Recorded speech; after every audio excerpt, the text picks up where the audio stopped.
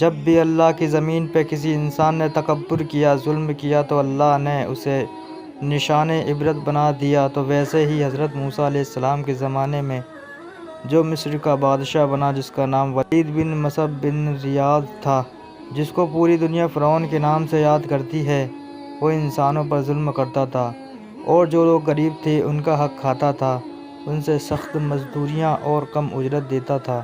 جو انسان اس کا غلام نہیں بنتا تھا اس کو قتل کر دیتا تھا۔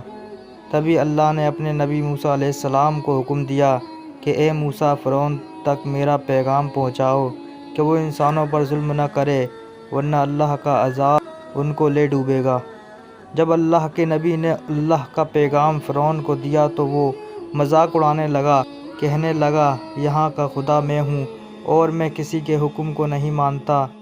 تو بس اللہ اپنی نشانیاں حضرت موسیٰ علیہ السلام کے توسط سے دکھاتا رہا اور پورا مصر حضرت موسیٰ علیہ السلام کے معجزات کو دیکھ کر حیران ہوتا گیا۔ کچھ ایمان لے آئے اور کچھ فرعون سے سوال کرنے لگے۔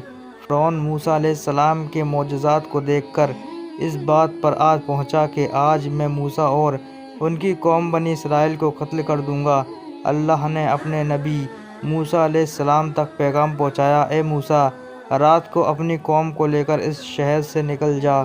تو حضرت موسیٰ علیہ السلام اپنی قوم بنی اسرائیل کو لے کر جانے لگے۔ جب اس کا علم فرعون کو ہوا، وہ غضبناک ہو کر کہنے لگا، کچھ بھی ہو جائے میں موسیٰ علیہ السلام اور اس کے ساتھیوں کو قتل کر کے ہی چھوڑوں گا۔ وہ اپنے جاہ و جلال کے ساتھ بنی اسرائیل کو ڈھونڈنے لگا۔ بس آگے آگے اللہ کا نبی اپنی قوم کے ساتھ اور پیچھے فرعون اپنے لشکر کے ساتھ انہیں مارنے کے لیے آتا رہا۔ بالآخر پھر بنی اسرائیل دریا تک پہنچے اور فرعون کا لشکر پیچھا کرتے کرتے ان کو دکھنے لگا۔ تو بنی اسرائیل نے جب فرعون کے لشکر کو دیکھا تو موسیٰ علیہ السلام سے کہنے لگے، تو نے ہمیں کہاں پھنسا دیا؟ اب پیچھے فرعون کا لشکر ہمیں مارنا چاہتا ہے اور آگے یہ دریا ہے۔ اللہ کے نبی حضرت موسیٰ علیہ السلام فرمانے لگے، اے لوگو، گھبراؤ نہیں، اللہ ہمارے ساتھ ہے۔ یہ کبھی ہو ہی نہیں سکتا کہ فرعون اور اس کا لشکر ہمیں پکڑ لیں۔ تو سب کہنے لگے، اے موسیٰ، اب ہم آگے جائیں گے کیسے؟ بس اتنی دیر میں آواز غیب آئی، اے موسیٰ، اپنا عصا اس دریا میں دے مار۔ تو بس جیسے ہی موسیٰ علیہ السلام نے اپنی عصا دریا میں دے ماری تو آدھا پانی اس طرف اور آدھا پانی اس طرف اللہ نے بیچ میں راستے کو واضح کر دیا اور موسیٰ علیہ السلام کی قوم اس راستے سے جانے لگی۔ جیسے ہی یہ منظر فرعون اور اس کے لشکر نے دیکھا تو وہ بھی اس راستے پر حضرت موسیٰ علیہ السلام اور ان کی قوم کے پیچھے آ گئے۔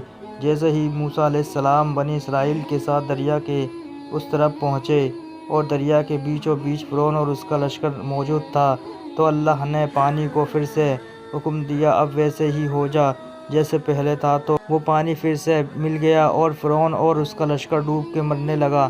یہ پورا منظر حضرت موسیٰ اور ان کی قوم دیکھ رہی تھی، اللہ کا شکر ادا کر رہے تھے۔ اور اتنی دیر میں فرعون چیخ کے کہنے لگا کہ میں بھی موسیٰ اور ہارون کے اللہ کو تسلیم کرتا ہوں، میں بھی ایمان لاتا ہوں کہ موسیٰ کا اللہ بڑی قدرت والا ہے۔ اتنی دیر میں آواز غیب آتی ہے، اے فرعون، اب ایمان لاتا ہے جب تو دوزخ کی دہلیز تک پہنچا ہے۔ اے فرعون، ہم تیرے تکبر اور تیری لاش کو آنے والے لوگوں کے لیے نشان عبرت بنائیں گے تاکہ ہر انسان یہ جان لے کہ زمین پر انسان کو تکبر راس نہیں آتا۔ آج بھی اللہ نے فرعون کی لاش کو نشان عبرت بنا کے رکھا ہے۔